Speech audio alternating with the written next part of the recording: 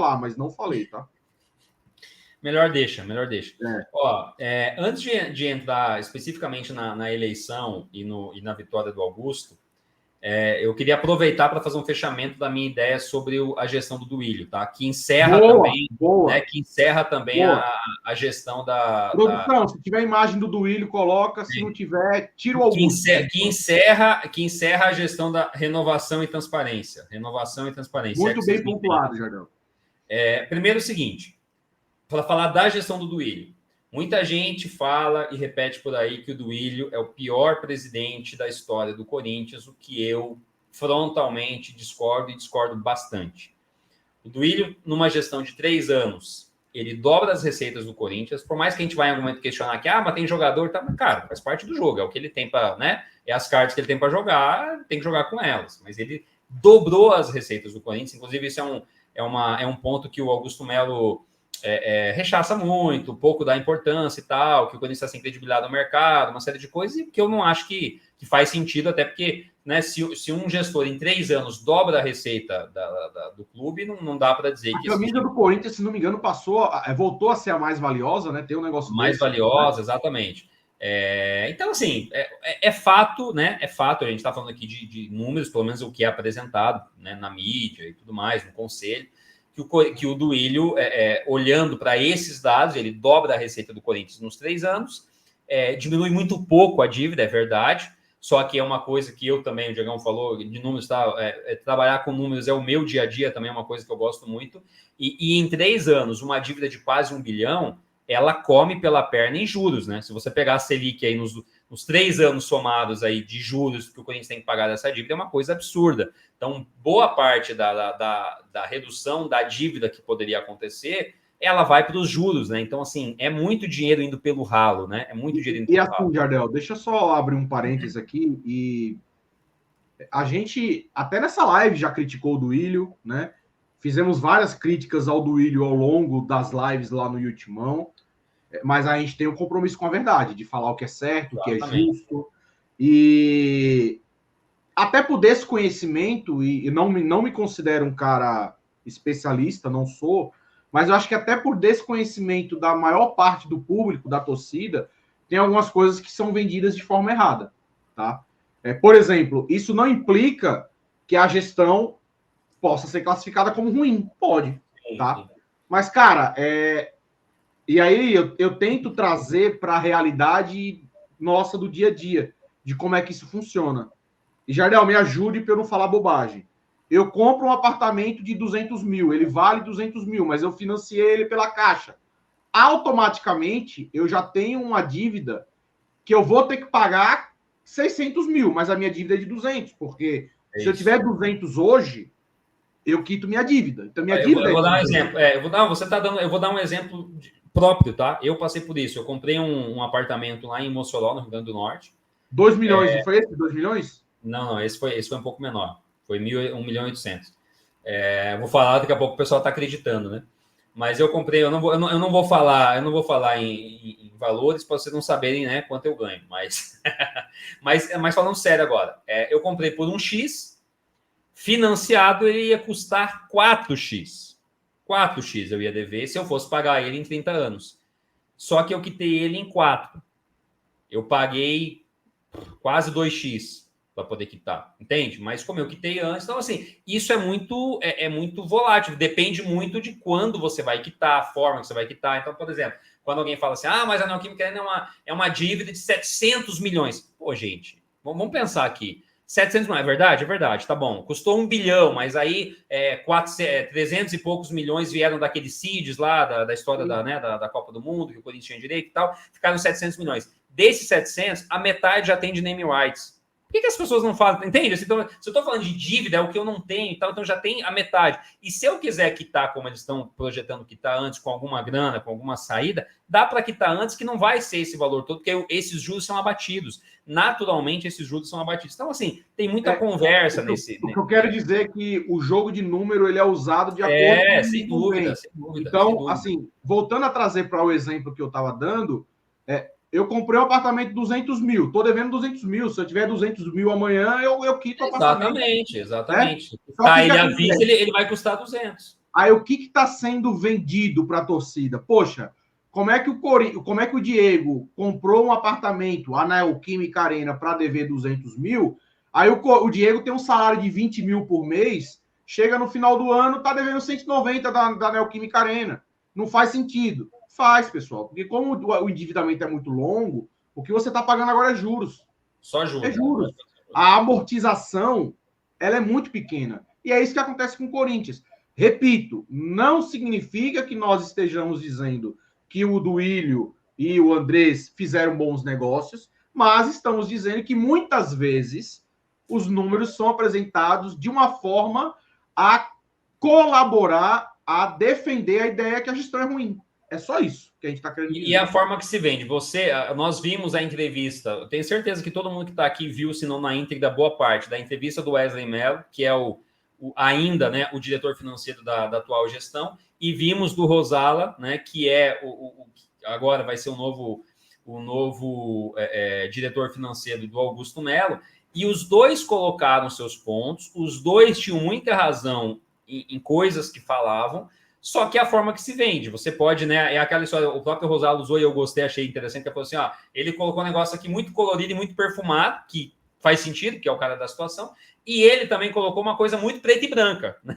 Entende? Assim, então, é muito que você precisa entender que estávamos em meia eleição, aquela coisa toda. E quando você fala assim, o Corinthians deve 1,7 bi, pô, esse número, vamos entender esse número, vamos aí é você pegar esse montante todo do financiamento. Exatamente. Então, assim, aí vamos lá. Então, quer dizer que se o Corinthians quitar, né, o Química Arena mesmo, como está se ventilando aí, que a negociação está, né? Talvez não saia até o final do ano, mas se sair para o Augusto Melo, vai pegar a arena quitada. E aí? Será que se ele pegar a Neoquímica Arena quitada, que vai poder dar para o Corinthians mais de 100 milhões de receita por ano, será que ele vai dizer, não, o Duílio fez uma boa gestão? Então, assim, esse assunto é muito complexo, mas eu queria dar minha opinião o seguinte: o Duílio, para mim, encerra o mandato dele um terceiro ano trágico, é verdade. Mas o primeiro ano, ele contrata só depois de 8 meses e faz boas contratações. O segundo ano, o Corinthians faz um bom ano com o Vitor Pereira, né? Assim, falando técnica de futebol, falando de campo. O Corinthians faz um bom ano, mantendo uma organização financeira, pelo que a gente está falando aqui, e chega nesse terceiro ano, que eu acho que até quando o Duílio viu efetivamente que não ia conseguir ganhar nada, flertou um pouquinho ali com ele largou mão. Ele largou mão, porque a partir do momento que ele vende o Murilo, que ele vende o Roger Guedes, que ele vende o Adson, e que ele trouxe, aí alguém pode dizer assim, não, mas ele trouxe o Rojas, tá, né? Vamos pensar que ele trouxe um cara ali que tinha uma expectativa boa em cima do Rojas, né? Que ele pudesse vir para ser um jogador importante. Cara, aquela primeira partida dele, eu falei, meu, esse cara... Ele enganou demais, né? Ele enganou demais. Eu acho que assim, o Rojas, a menos que ele tenha uma reviravolta, ele vai ser assim... É pior do que o De Federico, porque o De Federico a gente fala assim, é o craque do DVD, mas bola ele nunca jogou. Mas aquela partida do Rojas contra o América, pelo amor de Deus, cara. Mas o fato é, ele largou mão, né? Ele não quis reforçar o Corinthians, ele só quis vender e trouxe o Rojas porque vendeu o Roger Guedes, falou, preciso trazer alguém, né? Inclusive não investiu, né, na contratação. Tem luvas e tal, mas ele não gastou grana para trazer o Rojas, é salário e luvas. E largou ladeira abaixo olhando para os números, dizendo para dizer assim, eu fui o cara da gestão, eu fui o cara dos números e tudo mais. Então, assim, o terceiro ano do Duílio, para mim, foi trágico dentro do campo. As escolhas, começando por Fernando Lázaro, depois Cuca, né? Aí Luxemburgo, e para chegar até o Mano, ele errou muito dentro do campo. Então, errou na liderança e errou nos jogadores, bem, no sentido de vender e não contratar para repor a altura, e o Corinthians chegou onde chegou. Agora, eu não acho, Diegão, e aí você pode dar a sua opinião, que nem de longe o Duílio é o pior presidente da história do Corinthians. Eu acho que a gente teve um ano muito difícil, muito duro. Assim, o torcedor do Corinthians sofreu em 2023, mas, para mim, está longe de ser o pior presidente da história do Corinthians. E eu acho até uma covardia levantar essa pauta pro Duílio, né? Que perguntaram para ele, né? Não, porque estão falando aí que você é o pior, porra, estão falando, sabe? Quem é que mede? Qual é o critério para dizer que ele é o pior presidente? Eu vou dar minha opinião. Para mim, o ano dele é trágico. 2023, assim, né? Talvez a gente possa discutir se não é o pior ano de um presidente. Aí acho que cabe discussão, né? Claro que teria que ter uma análise mais aprofundada, não é tão simples. Para falar de dois indicadores, se a gente for falar de campo bola, chegou em 2 semifinais e não foi rebaixado, entende? Só aí já seria difícil. Não, sim, é um bom argumento. Mas, assim, eu concordo com o que você está falando, tá? Só que eu acho que quem gosta de ficar repetindo... Eu acho que o que pesa muito contra ele também é a postura, sabe, Jardel? Ele é muito passivo, né? Ele é muito passivo. O tem esse jeito mais educado, né? E que a gente já chegou até a elogiar aqui em alguns momentos, mas que quando a cobra começa a fumar, né? O torcedor fica um pouco... eu acho que é importante ele, em alguns momentos, mostrar indignação contra a arbitragem, contra o time. Olhar e falar assim, não dá para aceitar esse jogo. Ele não mostra indignação. Essa passividade dele, juntando com esse fim de ciclo de um monte de jogadores, gera uma fórmula ali para que as pessoas fiquem repetindo isso. Pior presidente da história do Corinthians. Não concordo também, tá? Eu acho que tanto positivamente quanto negativamente, a impressão atual ela sempre pesa muito. Seja de um jogador, né? Enfim, o recorte atual, pessoal, eu preciso falar um pouco mais baixo, tá? Minha esposa mandou uma mensagem aqui. Para quem não sabe, meu quarto é aqui, ó. Essa parede aqui é meu quarto. Eu sei que eu já estive aí. Eu acho que esse recorte... que a gente fez aí, né? Mas tudo bem. Não, deixa quieto. Eu acho que esse recorte recente impacta muito, mas se vocês quiserem realmente ter um debate de pior presidente da história do Corinthians, eu sugiro que vocês estudem o que o Andrés fez no último mandato dele. Não, pelo amor de Deus, né? Pelo amor de Deus. Mas ganhou o Paulista. Não precisa falar mais nada, não precisa falar mais nada. Ganhou o Campeonato Paulista. Beleza, ganhou, verdade. Mas...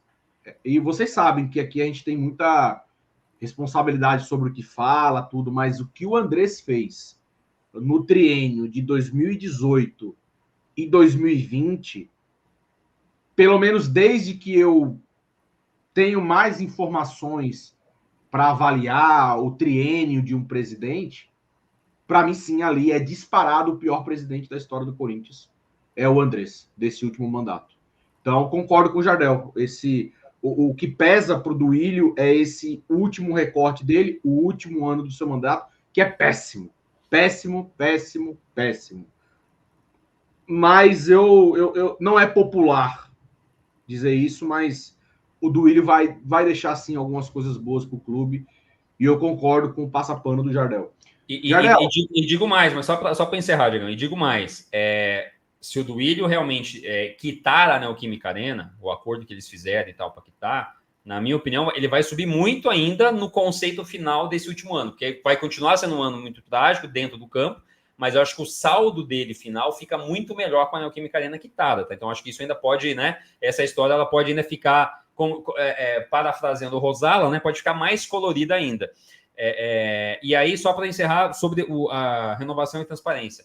Eu acho que quando as pessoas também falam, não aguentava mais, não queria mais e tal, da mesma forma, tá, gente? Para ser justo, a renovação e transparência fez muita coisa importante para o Corinthians, né? Então, acho que o Andrés, para mim, desde que eu acompanho, ele teve a melhor gestão de um presidente e a pior gestão de um presidente. A melhor na primeira passagem dele, de 2000, né? Quando ele assume ainda em 2007, quando o time é rebaixado, e aí depois de 2008 para frente, Copa do Brasil, Ronaldo, né, e tal, e ele arruma, o Andrés pavimentou a estrada para o Corinthians ser campeão da Libertadores e campeão do mundo, e mais, né, deixou coisas muito estruturais. Então, a Neoquímica Arena, na boa, quem fala que, preferiu o Pacaembu e tal, desculpa, gente, a Neoquímica Arena é um espetáculo, atmosfera, títulos que o Corinthians já tem. Então, a receita que a Neoquímica Arena traz para o Corinthians... Meu companheiro, ano que vem a gente vai dar um jeito nessa questão da Arena. Tem que dar. Me ajuda aí, presidente. Eu voltei com uma das primeiras missões. Me ajuda aí, presidente. Agora você de volta, a coisa tem que melhorar de novo. Então, assim, o Andrés fez a melhor gestão e a pior gestão, e eu acho que o legado da renovação e transparência toda, ela tem coisas positivas. Pô, como é que a gente vai fechar os olhos para a Neoquímica Arena? Como é que a gente vai fechar os olhos para o CT que foi montado? Como é que a gente vai fechar os olhos para a estratégia monstruosa dele trazer o Ronaldo naquela época que o Ronaldo mudou, mudou um pouco a trajetória do Corinthians. Então, teve muita coisa boa. Assim como o Diegão falou, e eu super concordo, que desde que eu acompanho, a gestão de 2018 a 2020, ela foi, abre aspas, criminosa, né? A gente não pode dizer que foi criminosa porque a gente não tem provas, mas assim, pelo amor de Deus, né, cara? Foram contratos e contratos ali absurdos, e aí que o Andrés hoje fala de uma forma muito simples, jogador bom é que dá certo e tal, mas porra, vai errar na PQP, né? Não sei se dá para falar agora, já pelo horário. Ele se escora... Andrés, você é um bananão, Andrés. Ele se escora muito no argumento de que contratar pode dar certo, pode dar errado, e de fato ele está certo na teoria. Vai ter o dedo podre assim lá no, né? Pelo amor de Deus. Mas o trabalho para você minimizar esses erros, ele eu, assim, não vamos nos estender muito nesse assunto, mas, por exemplo, você tem o caso do Juninho Capixaba, né? Que está se mostrando um bom jogador, né? Não é craque nem nada, mas está se mostrando um bom jogador. O Corinthians contrata ele em 2018 para ser o substituto do Arana. Em 6 meses o cara não serviu.